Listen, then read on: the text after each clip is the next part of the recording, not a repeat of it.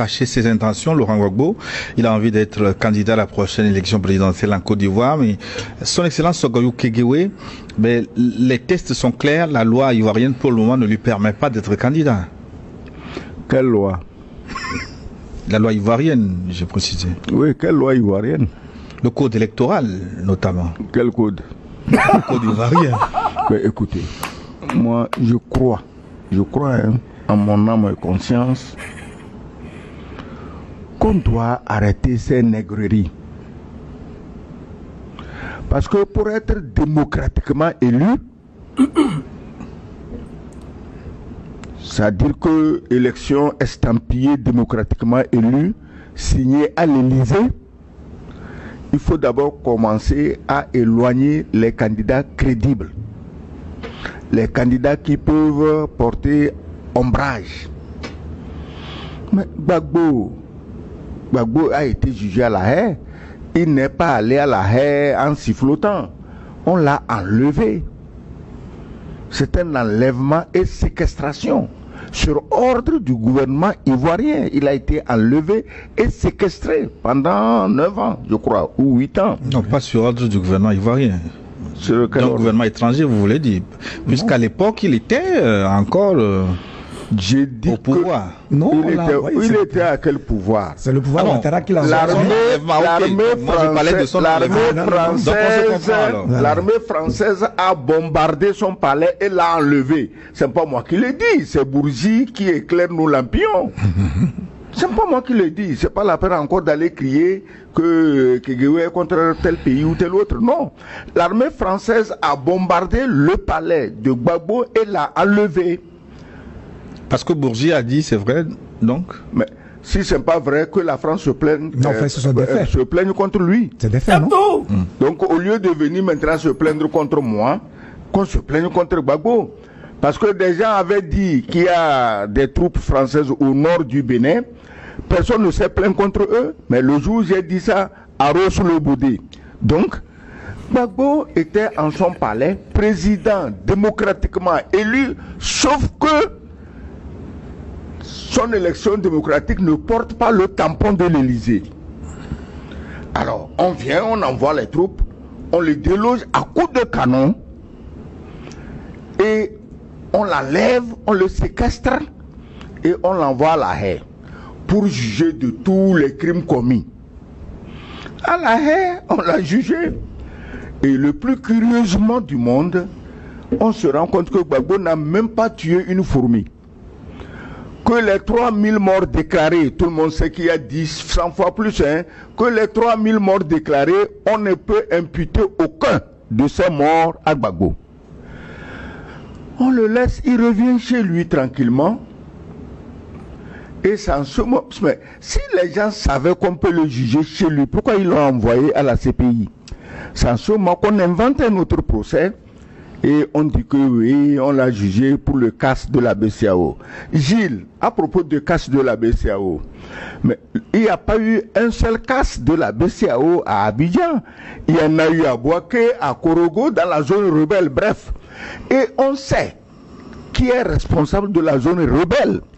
On sait à qui la rébellion a profité. Donc les casses là, si on dit que Gbagbo, la casse, le casse de... C'est là où la casse, oui. La casse, le casse. Et si on sait que le casse de la casse de... Il ne faut pas m'embrouiller, hein. On dit le casse aussi. Donc, si on sait que la casse de la BCAO à Abidjan, parce qu'on n'a pas vu Gbagbo avec des marteaux-piqueurs en train d'enfoncer la porte de la BCAO à Abidjan. Mais on se dit que bon, c'est des gens fidèles à lui qui l'ont fait. Maintenant, ok, on l'arrête parce qu'il est responsable de ces gens. Maintenant, dans les zones rebelles, qui est responsable? Qui on va arrêter et juger pour ces casses de BCAO? On sait à qui a profité ont profité les crimes des rebelles.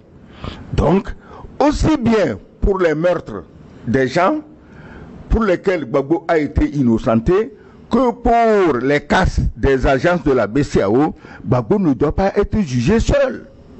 Parce que le 2 poids 2 mesures sécrète la haine. Et c'est ça qui va encore nous amener à des violences en Côte d'Ivoire. Et quand on parle de violences en Côte d'Ivoire, nous tous, nous devions nous inquiéter. La Côte d'Ivoire, c'est notre pays à nous tous. Qui ne vit pas en Côte d'Ivoire? Toute la sous-région ouest africaine, tout le monde est en Côte d'Ivoire. Quand il y a des violences là-bas, mais nous tous, on écope ici. Donc moi je crois que dire que la loi de la Côte d'Ivoire dit que bon, maintenant, puisqu'il est établi que Gbagbo avait gagné l'élection, on fait quoi? Lui, il a volé la BCEAO, on le condamne. L'autre a volé les élections, on fait quoi? Vous dites qu'il est établi, mais bon, ça, on peut vous le rétorquer parce que celui qui l'a dit n'est qu'un individu, c'est son opinion. Il n'est pas qu'un individu, il est un acteur central, c'est un pilleur. C'est un pilleur négrophobe. Ce Bourgi, il hait, il méprise les Africains, il les utilise pour s'enrichir et après il les ridiculise. Il a ridiculisé le président de la Côte d'Ivoire. Moi, je ne suis pas d'accord. Parce que entre Bourgi et le président Ouattara, moi, j'ai choisi le président Ouattara. Parce qu'on ne peut pas être là.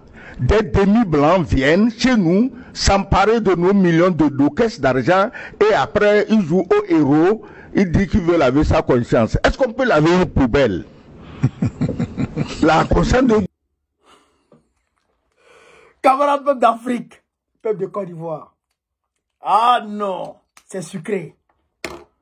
Vous avez entendu les arguments du journaliste, du chroniqueur.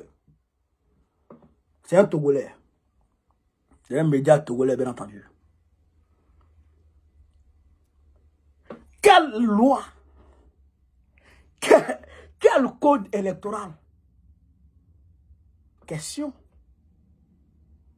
Si Gbagbo, on accuse Gbagbo d'avoir cassé la BCEAO à Abidjan en 2011 et on le juge, on le condamne de façon totalement, je dirais, illégale. Mais et ceux qui ont cassé la BCEAO de Man, de Boaké, de Korogo, qui les juge? Pourquoi eux on ne les juge pas? Si on veut établir la justice en Côte d'Ivoire. La question est pertinente, hein? Du monsieur là. La question est pertinente. Si on juge Gbagbo, parce que soi-disant, il a cassé la BCEAO d'Abidjan. Mais pourquoi on ne jugerait pas ceux qui ont cassé la BCEAO de Boaké, de Korogo, de Ma? Parce que Dran Ouattara lui-même est dedans. Il est dedans. Maintenant, Gbagbo là, on dit il a cassé la BCEAO, on le condamne. Mais comme le gars l'a dit, on dit braquage à main armée. Comme le gars l'a dit, Gbagbo là, on ne l'a pas vu avec des marteaux-piqueurs, avec des armes là-bas. C'est les Katina là qui sont partis sur le terrain. Katina aujourd'hui, il est blanchi. Il est blanchi.